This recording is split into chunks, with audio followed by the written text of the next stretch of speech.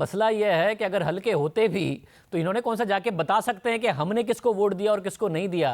तो ये मैनेज हुए कैसे, मैं जानना चाह रहा हूँ। दबाव से हुए, पैसे से हुए हैं, या हुकूमत ने क्या किया है जो ये अचानक 64 वैसे नहीं थे और सीक्रेट बैलेटिंग में हो गए, क्योंकि पता तो आपको भी नहीं चलना था अगर ये आपके खिलाफ चले जाते। नहीं, मैं आपको बताऊं, मैनेजमेंट एक तो सादक संजरानी साहब की अपनी है। सादक संजरानी साहब के इतने अच्छे ताल्लुकात थे बहुत सारे लोगों के साथ। इवन हासिल बजंजो साहब को जब मुझे पता है कि वफद मिला तो वो अंदर से कह रहे थे यार बड़ा मुश्किल है मेरे लिए सादक संजरानी के ख़िलाफ़ जो है वो मैं खड़ा हो जाऊँ, वोट दूँ।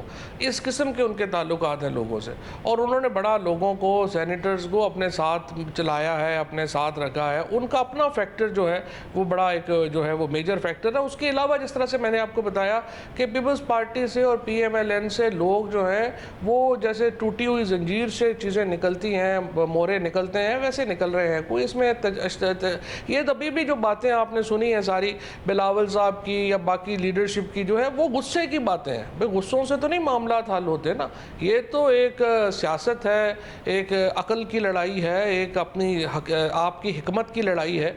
तो ये सिर्फ गुस्से से तो मामले हल नहीं होते। फिर नैरेटिव नहीं है ये नैरेटिव कि जी जरदारी साहब और नवाज शरीफ साहब के खिलाफ उनको पैसे दिए बगैर बाहर जाने की इजाज़त दी जाए। क्यों लोग इस नैरेटिव के ऊपर इकट्ठे हों? मुझे बताइए ना, पाकिस्तान के लोगों को क्या तकलीफ पड़ी हुई है? हमारे पैसे लूटे हुए हैं।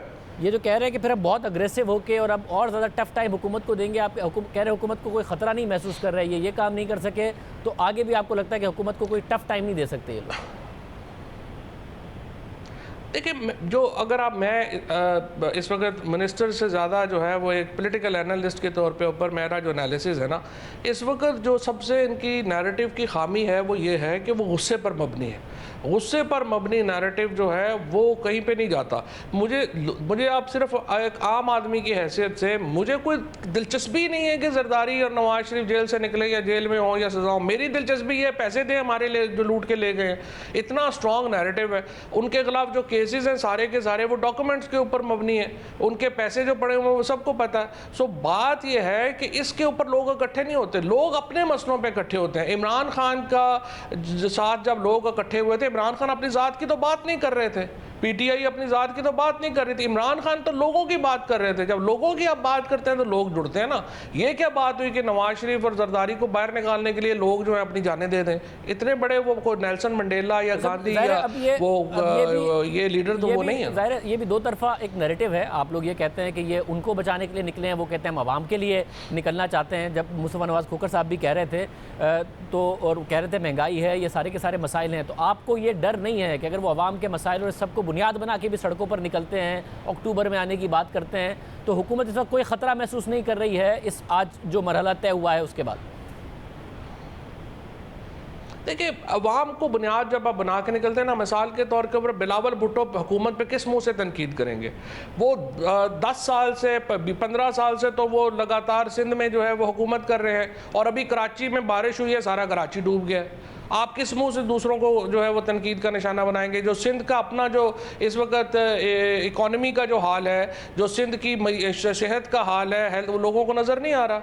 और अभी 1 साल नहीं हुआ नवाज शरीफ से लोगों ने जान छुड़ाई है, तो मरियम नवाज शरीफ क्या इतने लोगों को बेवकूफ़ बना लेंगी कि 30 साल का जो इक़्तिदार था PMLN का, उसमें क्या पाकिस्तान जन्नत बन गया था? सो ये नैरेटिव उनका बिकने वाला नहीं है। फ्यूचर की वो बात नहीं कर रहे हैं, वो माजी में ज़िंदा हैं वो। और फिर देखिए मरियम नवाज साहिबा का हाल यह है कि 2 भाई जो हैं वो बाहर बैठे हुए हैं, सारे पैसे उनके पास पड़े हुए हैं। मरियम नवाज यहाँ पाकिस्तान की बेटी बनी हुई है। सो असल में इस वक्त उनको सीरियस रीथिंकिंग की ज़रूरत है कि अपोजिशन के पास नैरेटिव अपना बयानिया तो पहले बनाएं, वो चाहते क्या हैं, उसके बाद अपनी तहरीक शुरू करेंगे।